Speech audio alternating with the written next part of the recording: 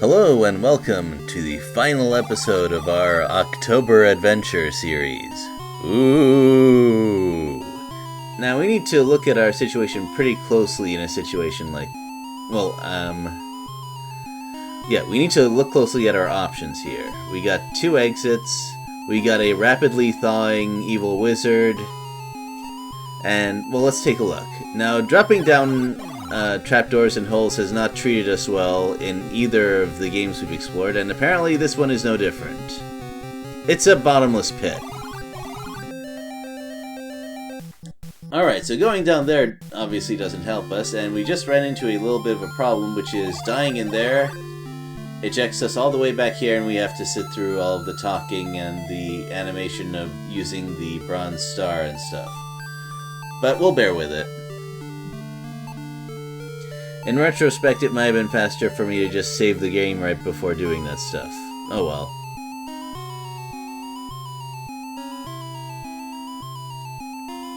Now, when I said to look at that animation, you may have noticed I omitted some adjectives, such as good, or well done for its time, or I could have said enjoy, but I didn't, on purpose. Still, I guess for this engine, it was the best you can do. Anyway, the second exit to that room leads us to a possible door and way out that does not involve a spider, so we should see if we can secure that. The answer is we are not going to find out, at least not right now, because Drakan has woken up and instead of using some sort of magic on us, he just throws us into that pit, which I guess works well enough. The solution is to beat him to the throw. I should have said beat him to the punch, but that doesn't seem right, because hitting him will just wake him up and cause that death sequence that we just saw. Oh well. That was the final showdown, throwing a helpless old man down a pit, but let's not have any illusions about things. He would have done the same to us. Not that we would have known ahead of time, but whatever. Little details. But that confrontation is not the end of things.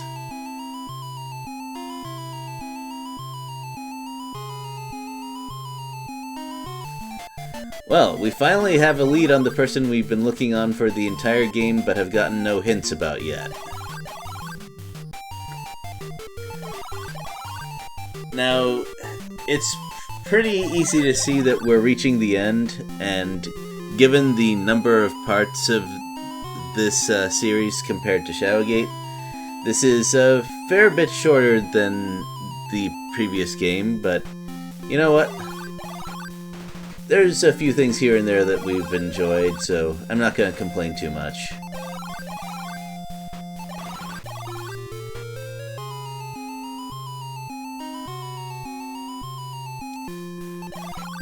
I still feel like there was some sort of problem with time and budget, and there should have been at least one more part of the game where we finally find the sister instead of going back to the bathroom that we explored near the start, but oh well.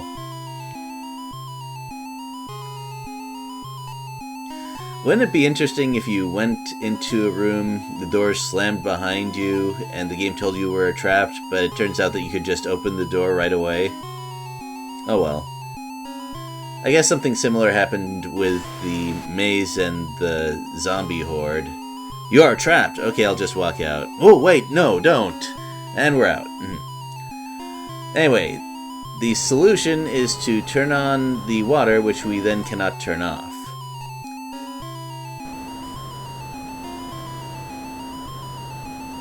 Well, this seems like a thing that could possibly be a problem for us. It says, "Too bad you didn't bring your rubber duck," which is text that I should probably not scroll through quite so fast. Oh well.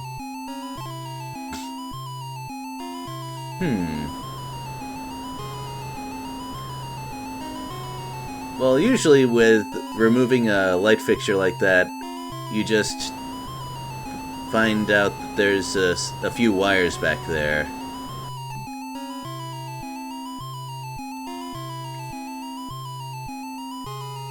Indeed. Well, lucky for us, instead of what it looked like, we have a trapdoor that goes up, which is much safer than the type that goes down.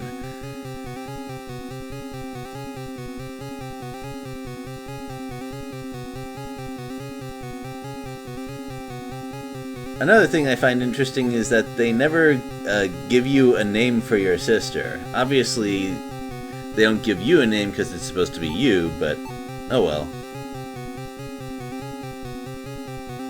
And now we have the only use in the game for the hit command.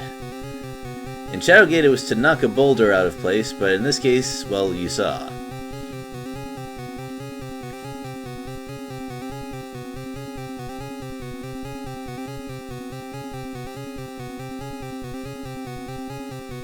Ooh, scary.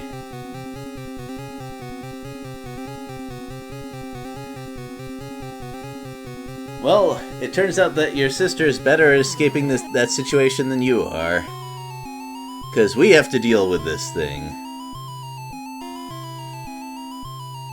That's a lot of confidence for someone who has not tended to beat creatures like that with force. We cannot examine the window yet, unfortunately, and there's this thing blocking the way. I don't know how the main character thinks that's the source of everything. I'm pretty sure it was Drakan, but okay. This seems like an opportunistic devil demon thing.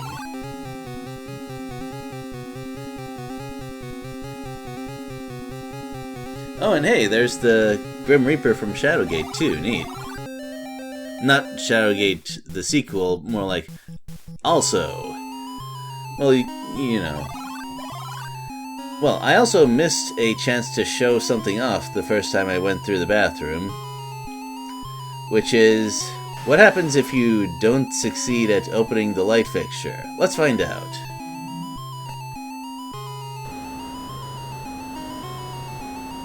It's actually not that easy to pass the time in this room without making progress. Examining things doesn't necessarily make the water rise.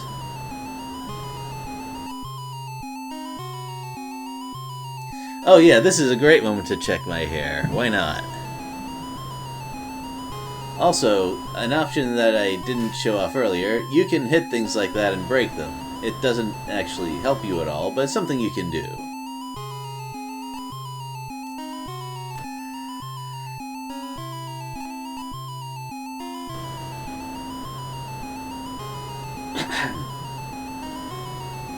Well, let's examine that deep trouble.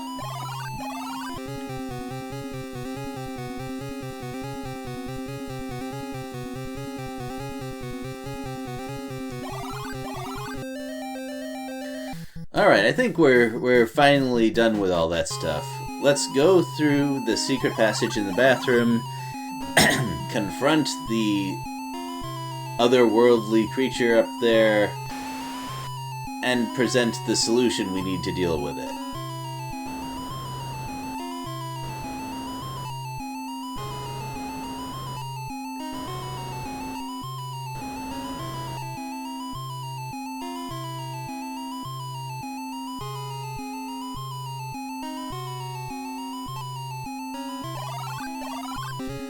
And yep, there she is, alright.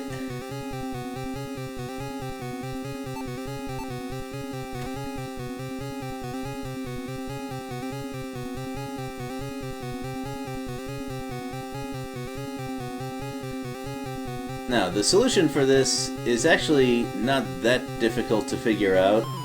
After all, we did take a cup of, it says celestial, but whatever, it's holy water from the church, and that seems like a fairly appropriate thing, especially because examining it shows that the goblin kinda is telling you to use it right now.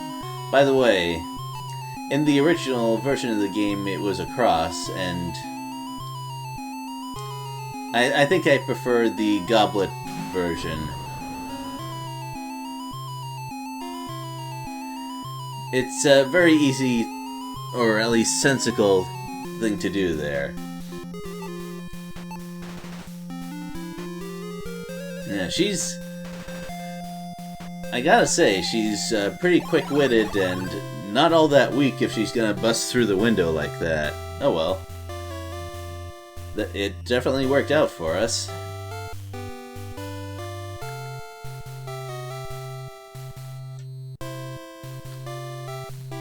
Also, remember how I mentioned that originally the person you were rescuing was your brother? Well, the ending of the game was a fair bit shorter because of that. There wasn't any of that, it was all a dream, and also a lot less hugging. Although the description of the beautiful outdoors was still there. And the sense of the peace and triumph it all. So I think that's just about the end of the Uninvited. Thanks very much for watching. I hope you have some good holidays. Also, I guess I should give my assessment of these games now that I've gone through them. I can see why Shadowgate is considered the classic of all of them. It's longer, it has more puzzles, it has more ways to die, and of course that Grim Reaper screen is iconic. With Uninvited, the first half is a lot better than the second half. Or maybe if you're gonna divide it into thirds, the 1/3 is lacking a bit.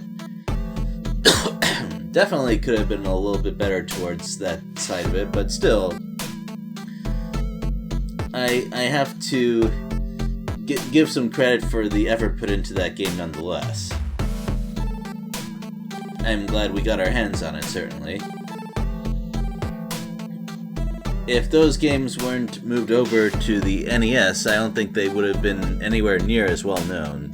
Well, as for what I'll play next time, well, I've heard King's Quest VI is a really good adventure game, as much as we make fun of that series. And, of course, there's Armored Core 3, I wanted to show off the hidden parts. We'll see what we do. Later, everyone!